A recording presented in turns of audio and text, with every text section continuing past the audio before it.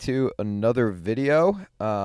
This is going to cover my Robinhood account, the account where I'm just kind of putting additional money to ideally outperform the S&P 500. I will be investing only into a few positions this year. I'm kind of working through getting out of certain positions and all that, but really just concentrating in a few single stocks, fun money. If I make it big with them, great. If I lose it all, no worries. But quick update, I am finally in the green on all of my holdings. No lost, no losing stocks right now. Obviously, it doesn't really matter. I'm 31 years old, long-term time horizon, so but just thought it was a cool moment, hitting all-time highs in the account. I'm sure a lot of people are. Yeah, happy with it. Really, it was just the Bitcoin position that I've been dollar cost averaging down, just pretty much consistently adding $50 to $100 every month into it to see where things go. I'm not the biggest crypto guy in the world, but feel like it was worth having a little bit of money in there. Nothing crazy. Again, it's only 3% of this dividend / brokerage account. So not a large sum of money, but we can dive into that in the August portfolio review in a few weeks. This video is strictly looking at my Robinhood account.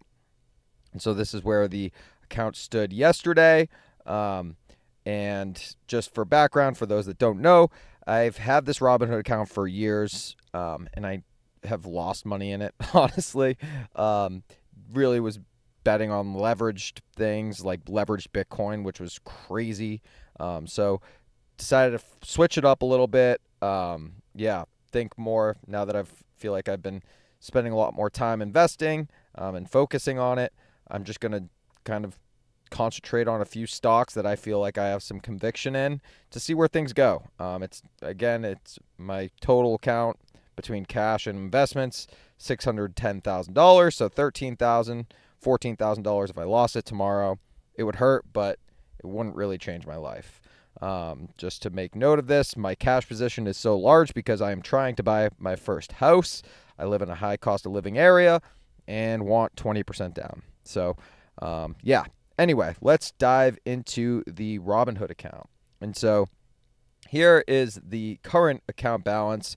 As you can see, I do plan on getting out of my cryptocurrencies in this account. No reason to be kind of mixing and matching all of this stuff. So eventually I will sell out of this stuff by the end of the year. Really kind of just slow playing this. Last month was the first month that I had this idea. So I'm going to slowly sell out of positions when I want to. And concentrate on a few specific stocks and, look back at my portfolio on an annual basis and change things up as I see fit. But the end goal is to outperform the S&P 500 every year. Obviously, that's going to change on a month-to-month basis, but we can look here. In the previous month, I am up 6.6% versus the S&P 500, which is up 2.3%. So pretty happy with that, virtually tripling the S&P.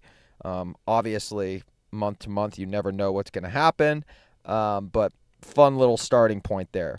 What I'm really focused on in this account, my concentrated positions are Robinhood and Netflix as of right now. Those are my two highest conviction bets, and I'm sticking to them for a while. I did purchase a few shares of Meta just because, everyone uses Instagram and all that, and they have a massive market share when it comes to the global scale of social media. Obviously, they're dealing with some stuff in California courts and all of that right now, so we'll see what happens. So I'm just kind of leaving it at this position right now. If I make some money, I didn't want to fully invest in it until I really know. I still have $863 on the side that I may or may not put into a new position, but we'll see what happens there.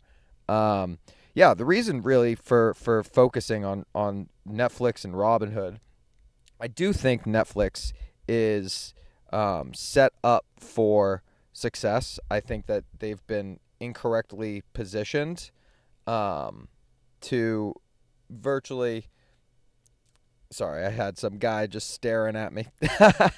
I'm in my car right now doing this recording, so some guy just kind of drove by slow looking at me, wondering what I'm doing. But anyway, yeah, so the reason why I feel like I wanted to invest in Netflix, one, you look at year to date, they're down 15%. You look at 1 year, they're down 34%. Obviously, over 5 years, they're up. But they're significantly off their all-time highs.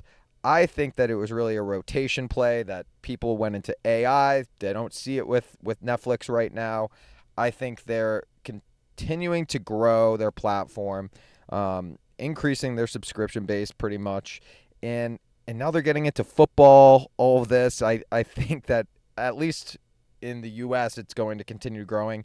It's growing in other areas across the globe, Europe, Asian markets, all of that. So I feel like they're mispriced right now, below their average PE over the past 5 years. I think that it's just a matter of time for them to recover completely. And so I've really started adding. My average cost is $75. I really started adding in pretty much this area. I think I added a little bit in May, and then from the last video, I held off a little bit. I knew I had I kind of did like half a position in it. And then when they dropped after earnings, I bought more, bringing my average cost down, like with the Bitcoin ETF, dollar cost averaging down. And yeah, I'm building out this position right now. I do think that they're going to have a good turnaround, whether that's over the remainder of the year or over the next couple of years. I think it was a good buy. And then Robinhood, really my reasoning behind this, especially for younger investors, I think that they are primed for success. I think that they're doing a lot of really unique things, getting into the retirement space, agentic trading, crypto. Since crypto's been down for the past however many months, a year, whatever, that was going to take a big hit out of them, and it took less of a hit than traditionally. And so I think that that's proving that they're able to get out of just the quote unquote like crypto space, and really starting to increase their market share within the finance space and investing space. So I started purchasing in really their bottom here in the April to May region. Average cost right now is $76.17. May add more at different points. But this was sort of my first conviction bet on the new portfolio. I think that they're going to continue to grow year over year with their credit cards. We'll see what happens with whatever it's called, prediction markets and all of that. But yeah, so that is my mindset. Why I think that they're going to grow. And yeah, eventually I will be selling out of different positions. Felt like, this isn't that much money. Bitcoin, all that stuff, I do believe that they're going to have sort of a turnaround at some point in time. It's just a matter of time, these 4-year cycles with cryptocurrencies, all that stuff. So I do believe that they're going to turn around. That's why I'm still holding them in this account. Probably will sell out of them by the end of the year. Just might as well take advantage of it while I can. And growing Netflix and Robinhood as of right now. Eventually, SCHD. This was where I originally bought SCHD. I know it's a major part of my brokerage account. But I will be selling out of this. It's just been on such a run this year that it's hard to sell a winner when it's kind of grooving right now. So I'm going to stay in this for a little while longer, and eventually just get this down to 3 or 4 fully convicted ideas, and move from there. So that is it. 1 month in, 6.6% up compared to 2.3 against the S&P. So we'll see if I continue that trend month over month. Thanks for watching. curious what you guys think of the concept and the positions that I'm currently in, when you'd buy, sell, all that fun stuff, how you try to beat the market, all that. So feel free to like, comment, subscribe. I answer everything, because at most I've ever gotten is like 2 comments on a video. So appreciate you listening if you made it this far, and talk to you guys soon. See you.